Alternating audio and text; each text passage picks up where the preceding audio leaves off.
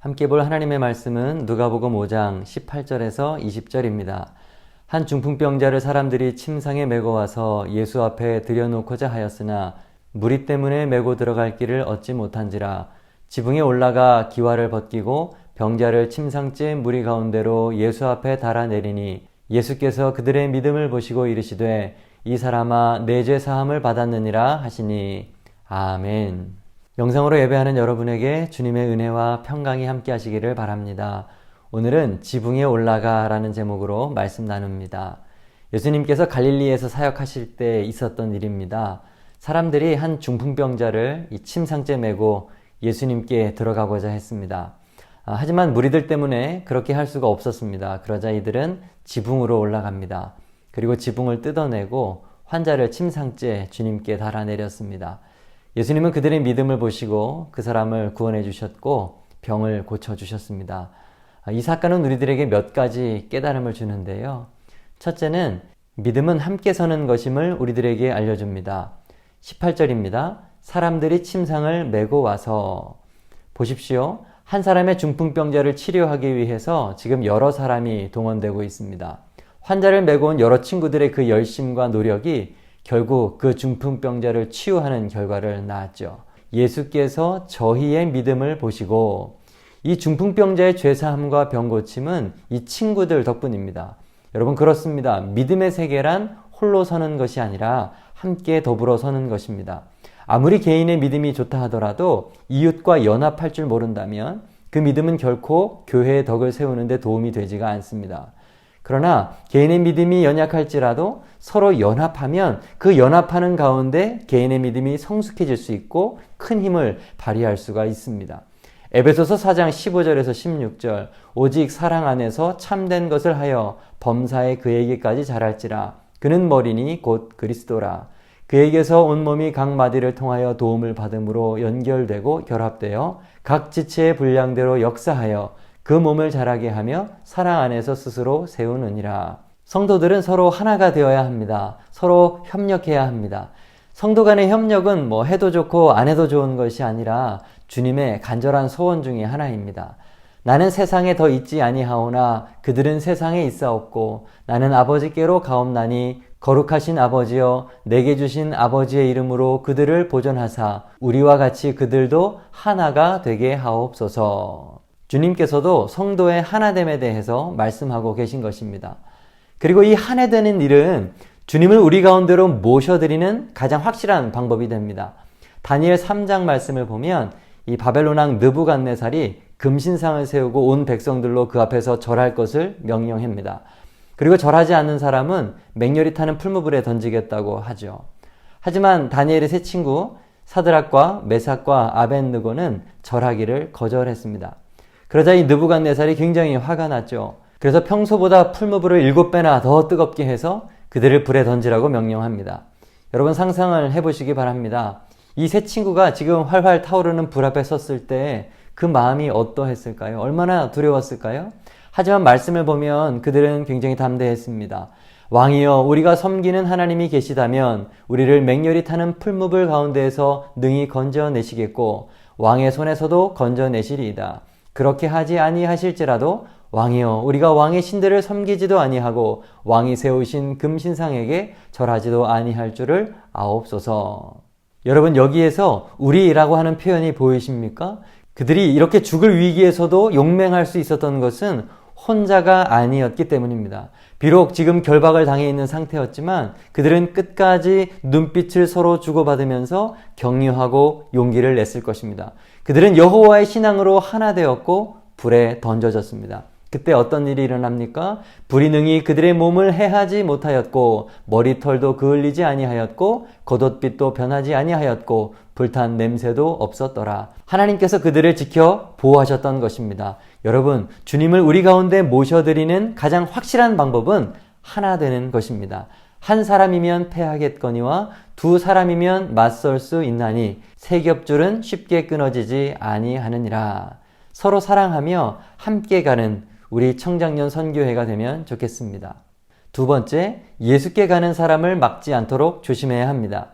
19절을 함께 읽어보겠습니다. 무리 때문에 메고 들어갈 길을 얻지 못한지라. 중풍병자를 메고 예수님께로 가는 친구들. 그런데 예수님 주변에 몰려든 많은 무리로 인해서 접근이 불가능했습니다. 여러분, 믿음의 사람들끼리 뭔가 좋은 일을 하려고 할 때 장애물을 만나는 경우가 있습니다. 그런데 특별히 그 장애물이 사람인 경우가 종종 있습니다. 좀 이상하죠? 교회 안에서 같은 믿음으로 같은 예수님께 나아가는데 서로가 서로에게 거치는 존재가 될 수가 있습니다. 사실 그렇죠. 교회를 다니는 사람들 중에 사람 때문에 상처받지 않은 사람 아마 한 명도 없을 것입니다. 그러므로 우리는 늘 생각해야 하는 것이죠. 나는 누군가의 신앙의 여정에 방해가 되는 존재가 아닐까. 의도한 것은 아니지만 누군가 나 때문에 상처받고 있는 것은 아닐까. 우리는 생각을 해보아야 하겠습니다. 가끔씩 주변도 좀 돌아보고 누군가 급하게 예수님께 나아가야 할 사람이 있다면 길을 좀 비켜주어야 할 것입니다. 믿음이 약한 자들을 위해서 믿음이 강건한 자들이 비켜주어야 하는 것이죠.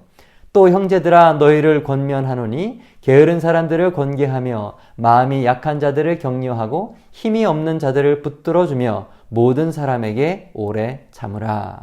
그런즉 너희의 자유가 믿음이 약한 자들에게 걸려 넘어지게 하는 것이 되지 않도록 조심하라. 고기도 먹지 아니하고 포도주도 마시지 아니하고 무엇이든지 내 형제로 거리끼게 하는 일을 아니함이 아름다우니라. 사랑하는 여러분, 믿음의 동료들에게 장애물이 되지 않는 우리 모두가 되었으면 좋겠습니다. 세 번째, 장애물을 뛰어넘는 믿음이 필요합니다. 오늘 본문이 우리들에게 가르쳐주는 것은 혹 믿음의 길에 이 장애물을 만난다 할지라도 너무 낙심하지 말고 극복할 수 있는 믿음을 가지라는 것입니다. 중풍병자를 메고 온 이 친구들, 그들은 무리로 인해서 예수님께 가는 게 막혀졌지만 그 자리에 주저앉지 않았습니다. 그리고 방법을 강구했습니다. 지붕에 올라가 기와를 벗기고 병자를 침상째 무리 가운데 예수 앞에 달아내리니. 그들은 지붕으로 올라간 것입니다. 여러분, 이것이 당시 팔레스틴 전통 가옥의 모습인데 지붕은 평평했습니다. 그리고 굵은 나무로 대달보를 놓고 작은 나무들을 걸쳐 놓은 다음에 진흙을 발라서 비가 새지 않도록 했습니다. 그리고는 풀이나 짚을 엮어서 그 위에 덮기도 하고 흙기와로 덮기도 했습니다. 그래서 지붕에서는 약간의 일상생활을 할 수 있었다고 합니다. 그리고 집 옆에는 지붕으로 올라가는 계단이 있었기 때문에 이 외부인들이라도 올라갈 수가 있었습니다.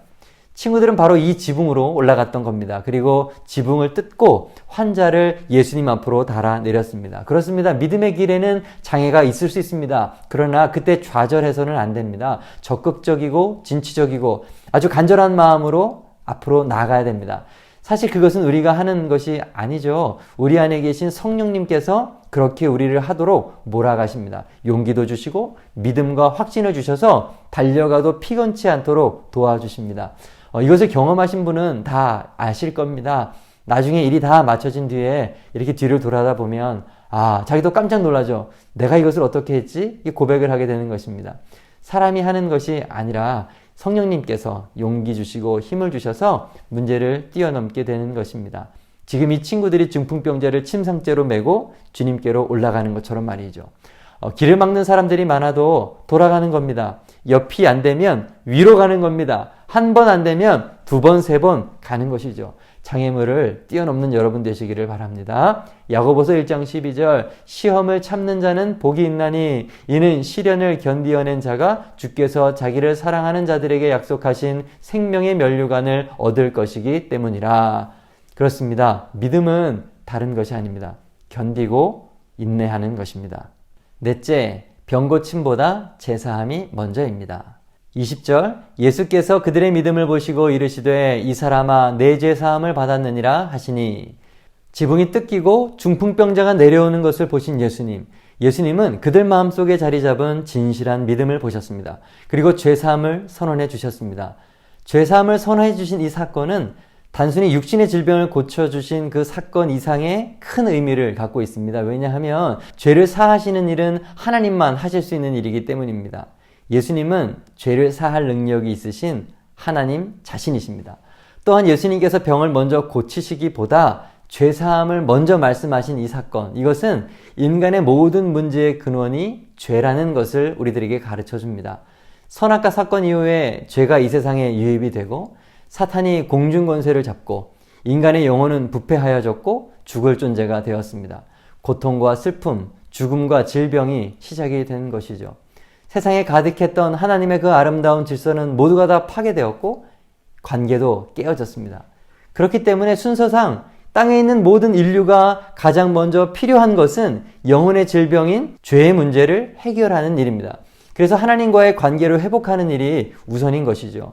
여러분, 교회마다 다 특징들이 있습니다. 어떤 교회는 제자 양육에 집중을 하고, 어떤 교회는 선교에 집중을 하고, 어디는 사회봉사에 혹은 문화사역에 집중하는 교회도 있습니다.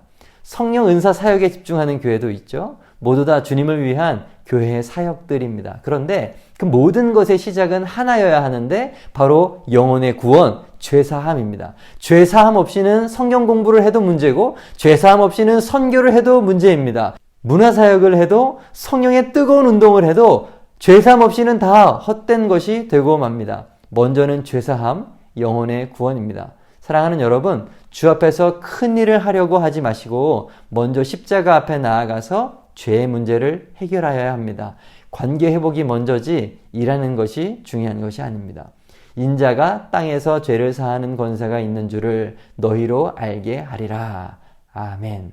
오늘 말씀을 정리합니다. 첫째, 믿음은 함께 서는 것입니다. 혼자 가는 것은 믿음이 아닙니다. 둘째, 예수께 가는 사람을 막지 않도록 조심해야 합니다. 우리도 알지 못하는 사이에 우리가 누군가에게 방해가 되고 상처를 줄 수 있다는 것을 기억해야 합니다. 세 번째, 장애물을 뛰어넘는 믿음이 필요합니다. 쉽게 포기해서는 안 됩니다. 마지막으로 네 번째, 병고침보다 죄사함이 먼저입니다.